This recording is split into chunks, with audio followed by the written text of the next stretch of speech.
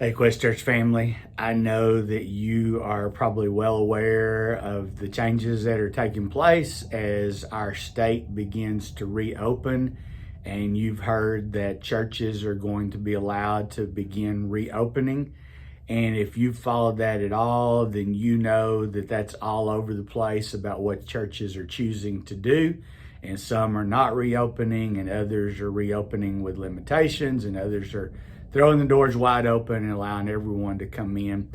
And so, as you can imagine, man, the leadership team, the staff, we have spent since Monday and that announcement was made, really wrestling with that, praying about that, discussing all the options that are before us, and trying to decide what the best course of action for the Quest Church is. And I want to say quite up front that I don't judge any church for what they choose to do, and the course of action that is right for us may not be the right course for another church.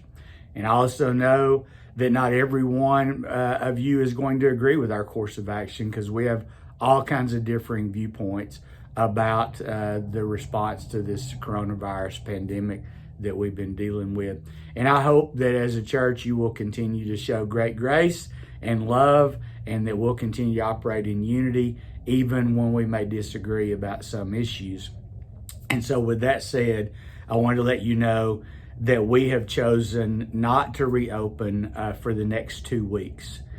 We felt like we just could not be prepared, nor could we serve well and be the Quest Church with the limitations that would be incumbent upon us to try to do something that would protect you and protect anyone else who might attend our church. We would have chosen, if we did reopen, to follow the 25% capacity guideline. That would have limited us to about 60 people in the room. We are not going to do children's ministry during the month of May, no matter what happens. We had already decided that. And so that changes the dynamic of our church significantly, because children's ministry is such an important part of what we do. And it just didn't feel like we could do the things that we think are important for us to do, that we do on Sunday to be the Quest Church. Where on the other side of that, we can continue to hopefully provide a great weekend worship experience online for you over these next 2 weeks, and continue to do some of the other connections that we've been doing midweek with our question and answer time and our Zoom group meetings that you can still jump in and be a part of. And so that's the decision that we came to for these next 2 weeks. With that said, we are preparing, and I've assembled a team of our key ministry leaders and our leadership team. Our shepherds are all joining a team together that is, we're preparing and planning and putting the processes in place that we believe and hope will allow us to open safely and to open well on the third Sunday in May, whenever the capacity is increased to 50%. And with our 3 worship gatherings, we believe that'll allow us to serve everyone that would want to come. We know the no children's ministry will be cause some folks not be able to come, and I certainly hate that. But that's the course of action we're going to choose to follow through here through the month of May.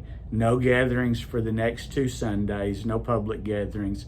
And then hopefully, and the plan would be that we'll open back up to where anyone that would like to come will be able to come to one of our 3 gatherings beginning on that 3rd Sunday in May.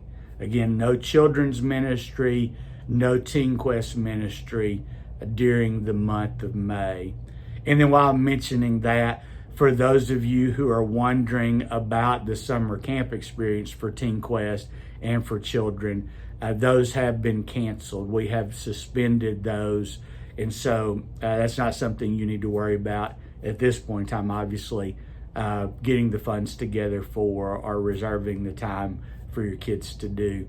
The camp has not even yet decided if they'll be able to hold camps at all.